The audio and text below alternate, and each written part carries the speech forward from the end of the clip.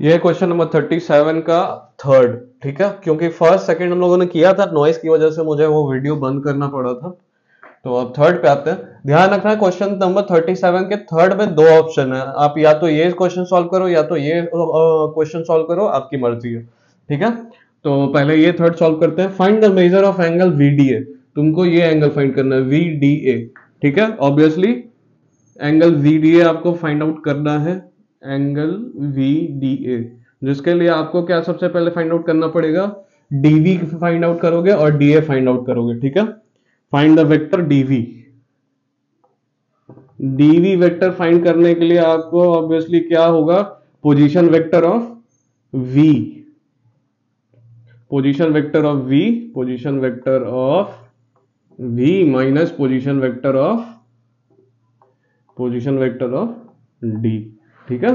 अब ये find out कर लोगे, सवाल में डेटा दिया गया है, पोजीशन वेक्टर ऑफ V क्या है, VV ये है -3i cap plus 7j cap plus 11k cap minus position vector of D क्या है आपका 2i cap plus 3j cap plus 4k cap, ठीक है।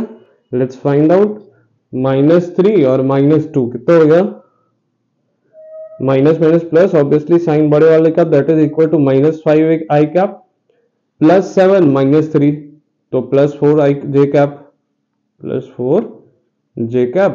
प्लस 11 -4 तो कितना हो गया, 11 - 4 कितना हो गया, +7k कैप आपका आ गया, ठीक है। DV आ गया, इसको एक नाम दे दो A vector which is given by -5i cap plus 4j cap plus 7k cap. Similarly अब आप फाइंड कर लो, DV तो फाइंड कर लिया, अब DA फाइंड कर लो। DA vector is equal to PV of A, मैं डायरेक्टली लिख दूं क्या, PV ऑफ A ये हो गया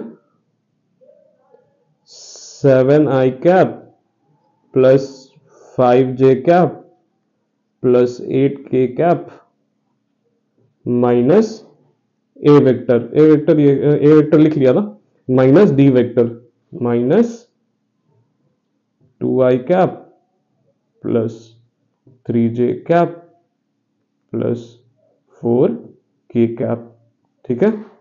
तो अब यहां से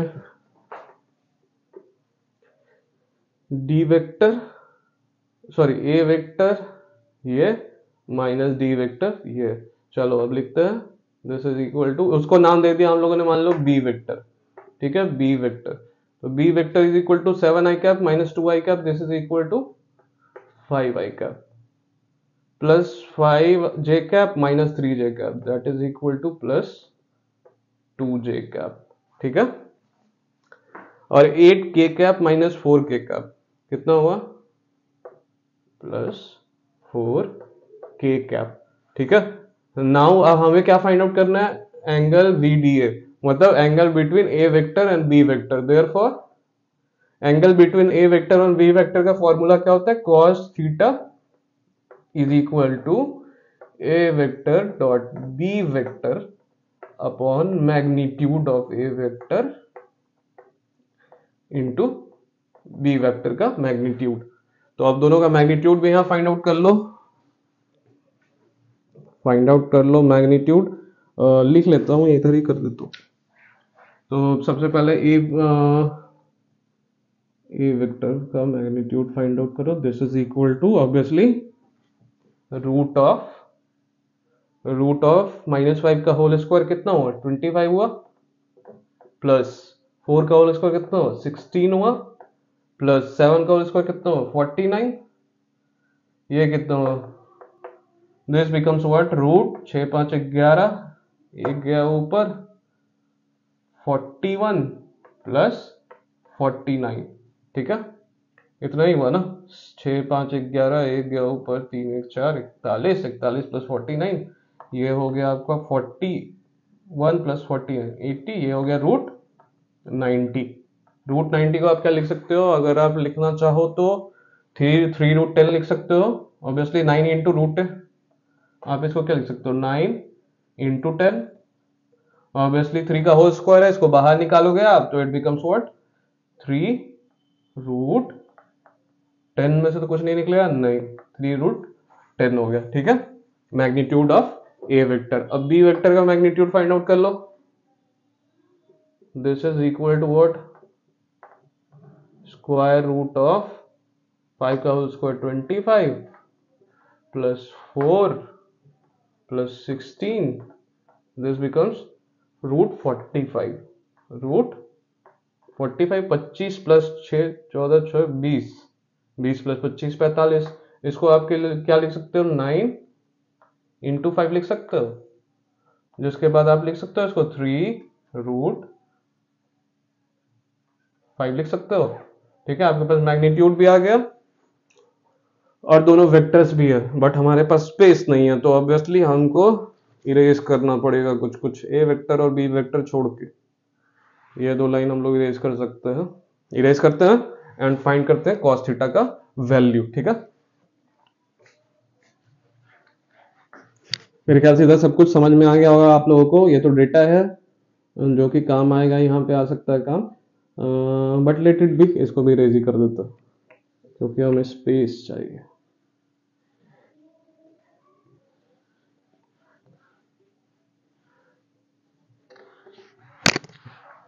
तो हमारे पास ए वेक्टर बी वेक्टर है और आपको क्या फाइंड करना है angle, therefore angle VDA is equal to क्या होगा, angle VDA theta find out करना है ना, तो पहले आप cos थीटा फाइंड आउट करोगे। Obviously you know that cos theta is equal to इन दोनों का डॉट प्रोडक्ट, किसका किसका डॉट प्रोडक्ट, इसका और इसका। तो इसका डॉट प्रोडक्ट कैसे निकालोगे, -5i cap plus 4j cap plus 7k cap, dot product 5i cap plus 2j cap plus 4k cap, बीच में डॉट डाल दो, डिवाइडेड बाई इन दोनों के मैग्नीट्यूड का प्रोडक्ट, वो क्या है भाई 3 रूट 10। इसको आप लिख सकते हो 9 इंटू रूट 50 लिख सकते हो ऑब्वियसली, रूट 10 इंटू रूट 5 दोनों अंदर आया तो रूट 9, हाँ 9 ही होगा ना दोनों का product, 3 3 9 into root 50।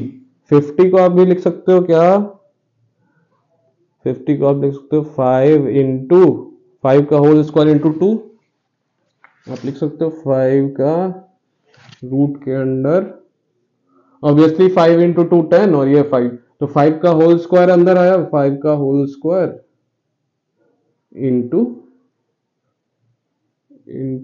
2, obviously 45 into 9 90, वही हुआ ना आपका 50 हुआ, 45 सॉरी 45 बोल रहा हूँ, 25 इंटू 2, तो 25 इंटू 2 आपका 40 हुआ। ठीक है ना, 10 इंटू 5 क्या बोल रहा हूँ मैं, 5 का होल स्क्वायर 25 इंटू 2 आपका 50 हुआ ना, 5 इंटू 10 50, जिसको आप लोग ऐसे लिख सकते हो रूट 5 का होल स्क्वायर इंटू 2, तो यहाँ से आप 5 बाहर निकाल सकते हो। मैं इरेज कर रहा हूँ, अब इन सब डाटा की जरूरत है नहीं। ठीक है, आप डॉट प्रोडक्ट निकालने जाओगे तो ऑब्वियसली इसको मल्टीप्लाई करोगे तो क्या हो गया -25 प्लस 8, पता है ना डॉट प्रोडक्ट में आई जे के नहीं लिखा जाता, सीधा आप फिर वो सम कर देते हो, तो -5 इंटू 5 -25, 4 इंटू 2 8 प्लस 7 7 चौक 28 प्लस 28 डिवाइडेड बाई, ऑब्वियसली ये 5 बाहर आ गया आपका रूट से, तो it becomes what 45 of root 2। ठीक है, इसको आप क्या लिख सकते हो, ऑब्वियसली 28 माइनस 25 कितना हुआ, 28 माइनस 25 3 बचा, 3 प्लस 8 कितना हुआ, 8 9 10 11, 11 अपॉन 45 रूट 2 cos थीटा का वैल्यू। तो देयरफॉर एंगल क्या था एंगल भाई, V D A is equal to theta and this is equal to cos inverse 11 upon 45 root 2 is the answer.